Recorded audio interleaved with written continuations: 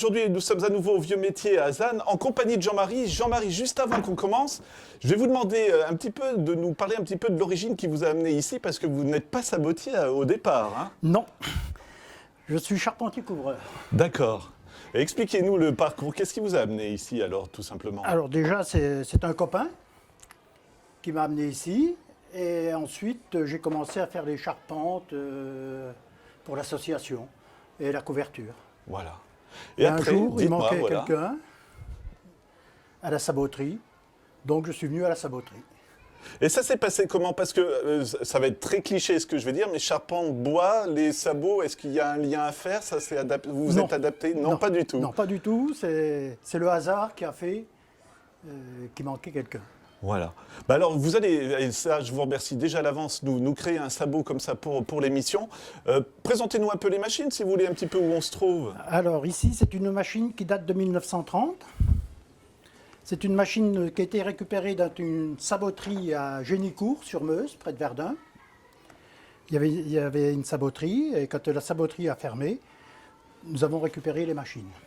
Alors, ce sont des machines qui datent de 1930. Et elle fait la paire de sabots. D'accord. Il suffit de mettre 2 morceaux de bois et on fait le pied droit et le pied gauche. Donc, je ne sais pas si ça s'appelle le tour, mais le tour va... C'est un tour à copier. Eh ben voilà, superbe. Bah, moi, ce que je vous propose, vous mettez tout ça en marche et puis vous nous expliquez en même temps si ça vous va comme ça. Ça marche.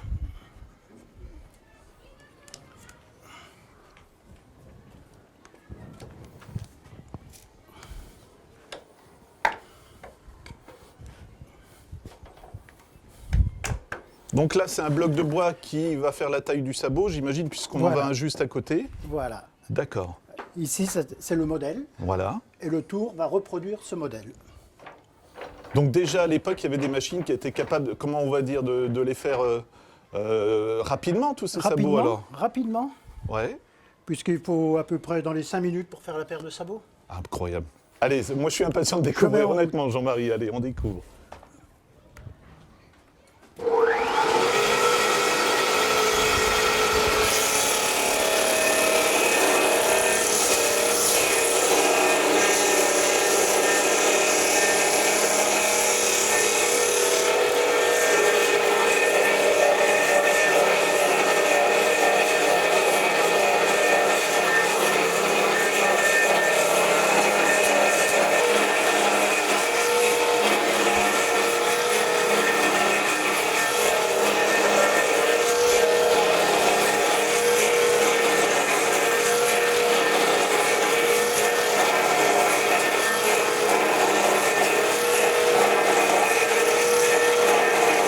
Jean-Marie, c'est impressionnant, en fait, vous ne touchez même pas la machine. Ah non, non, non. C'est un tour à copier de 1930. Une imprimante 3D aujourd'hui. Voilà, c'est ce que je me dis, c'est qu'on n'a rien inventé finalement. Rien inventé. C'est génial.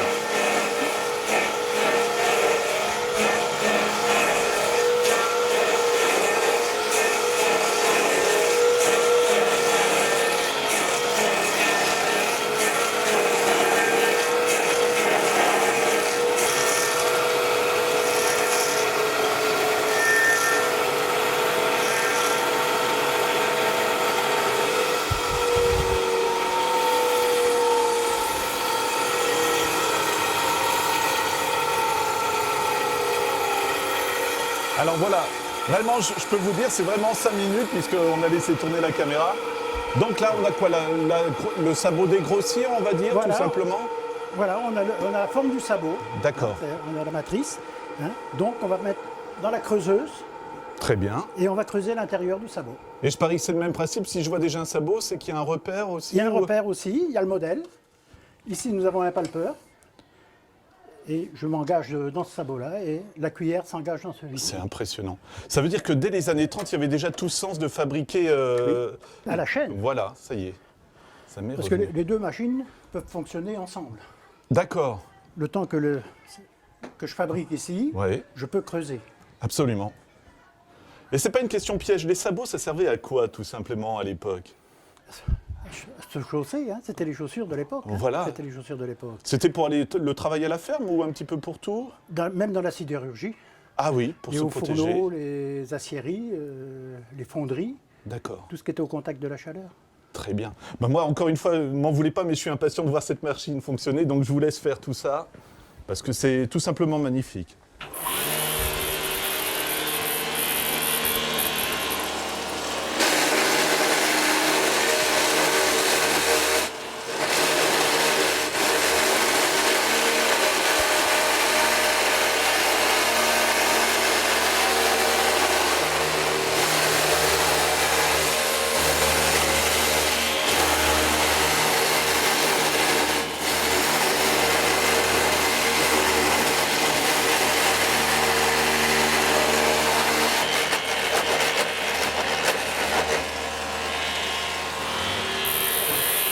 Impressionnant. Dites-moi, est-ce que c'est très physique ou est-ce qu'il y a quand même un petit peu de confort avec ces machines-là? Beaucoup de confort. Ah ouais? Beaucoup de confort. C'est vrai que quand on vous voit manipuler l'appareil, finalement, bah, c'est pas méchant, hein, mais ça a l'air presque simple, non? C'est tout simple. Ouais?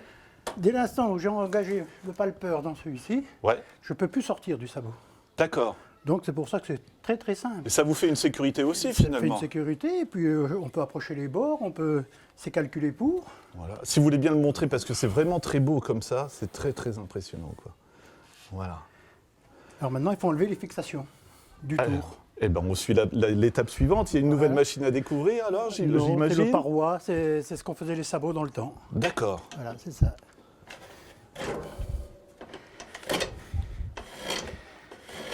Ce qui fait que, allez, en un petit quart d'heure, on a quand même déjà une paire de sabots, quoi, Oui, voilà. finalement. C'est une machine qui vous plaît à utiliser? Pardon? Est-ce que c'est une machine qui vous plaît à utiliser? Ah oui, bien sûr, bien Ouais. sûr. Autrement, je ne serais pas là. Hein. Ouais, ouais. Alors là, c'est superbement aiguisé, parce que quand on voit la vitesse où vous allez...